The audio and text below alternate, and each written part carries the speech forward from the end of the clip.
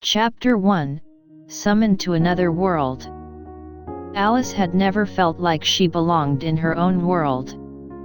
She was always the quiet one in class, the girl who kept to herself and never quite fit in. She had few friends, and spent most of her time reading books or playing video games.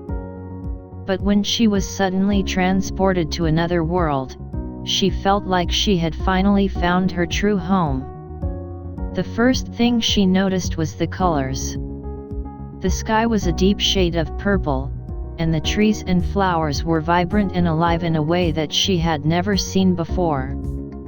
The air was thick with the scent of magic, and Alice felt a sense of excitement and wonder that she had never experienced before. She looked around, trying to take it all in. She was standing in a clearing, surrounded by towering trees and glittering crystals. A group of people were standing in front of her, watching her with curious expressions.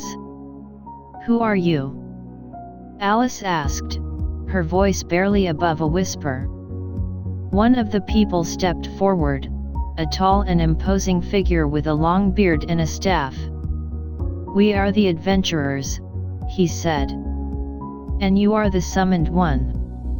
"The summoned one?" Alice repeated, confused. "Yes," the man said.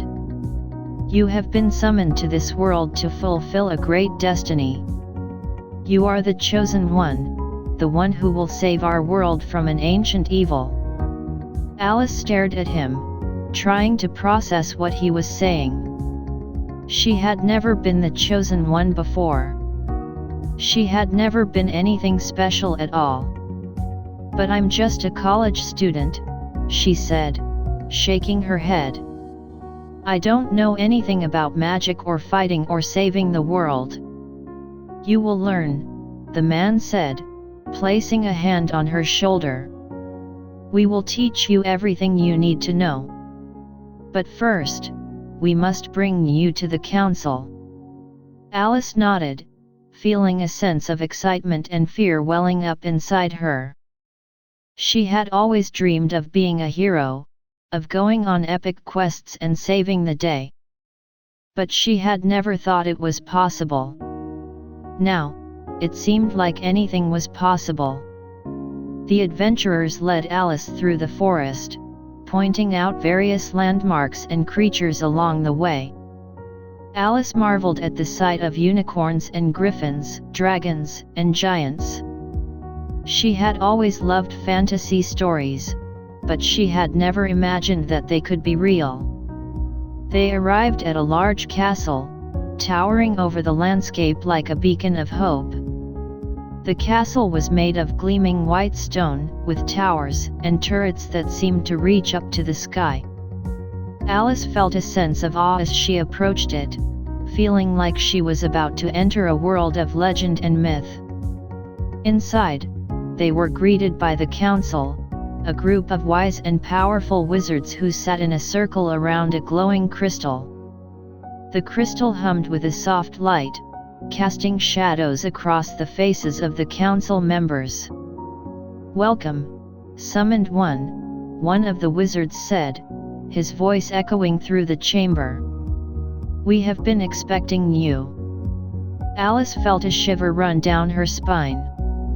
These people were the most powerful wizards in the world, and they were expecting her. She could feel their eyes on her, scrutinizing her every move. "We have summoned you here to fulfill a great destiny," the wizard continued. "Our world is in danger, and only you can save it. You are the chosen one, destined to wield the power of the ancient magic and defeat the darkness that threatens to consume us all." Alice nodded, feeling a sense of determination rising within her. She may have been scared, but she was also excited. She was going to be a hero, and she was going to save the world. "But first, the wizard, you must learn to control your powers," the wizard said, holding out his hand. A ball of glowing energy appeared in his palm, flickering with sparks of blue and green. You have been chosen because of your unique abilities. You have a connection to the ancient magic that no one else in this world possesses. Alice looked at the wizard, feeling a sense of wonder and disbelief.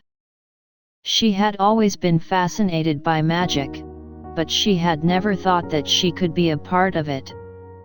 "How do I control my powers?" she asked, stepping forward. "It will not be easy," the wizard warned. "The power you possess is great, but it is also dangerous. You must learn to control it, or it will control you." Alice nodded, feeling a sense of determination rising within her. She was ready to face any challenge that came her way. The wizards began to teach her, showing her how to use her powers to manipulate the elements and cast spells. Alice learned quickly, absorbing everything they taught her with a hunger that surprised even herself. As the weeks passed, Alice grew stronger and more confident.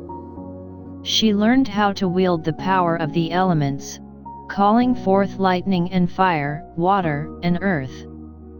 She learned how to cast spells of healing and protection, of illusion and teleportation.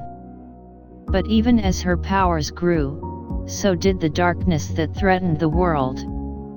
Alice learned of the ancient evil that had awoken, a being of pure malevolence that sought to destroy everything in its path. She learned of the armies of monsters that marched across the land, leaving death and destruction in their wake. And she learned of the prophecy that had foretold her arrival, the prophecy that had named her as the only one who could defeat the darkness and restore peace to the world. Alice knew that the time had come for her to face her destiny. She gathered her companions, the adventurers who had become her friends and allies, and set out to face the darkness. They traveled across the land, battling monsters and avoiding traps. They faced trials and tribulations, overcoming each one with courage and determination. And finally, they arrived at the heart of the darkness. The ancient evil stood before them, a towering monstrosity of writhing tentacles and gaping maws. Alice could feel its malevolence radiating from it, like a physical force that threatened to overwhelm her. But she stood firm, drawing upon her powers and the strength of her companions. She called forth a blazing fireball, sending it hurtling towards the beast. It roared in anger, lashing out with its tentacles and striking Alice's companions down one by one. But Alice did not falter. She stood her ground, summoning a shield of earth to protect herself from the beast's attacks. She called forth lightning and ice, striking at the beast with all her might. And finally, with a final burst of power, she unleashed a blast of pure magic that struck the beast dead in its tracks. The darkness dissipated, and the world was bathed in a soft glow of light. Alice collapsed to the ground, exhausted but victorious. She had fulfilled her destiny, and saved the world from destruction. She looked up at the sky, feeling a sense of wonder and gratitude that she had never experienced before.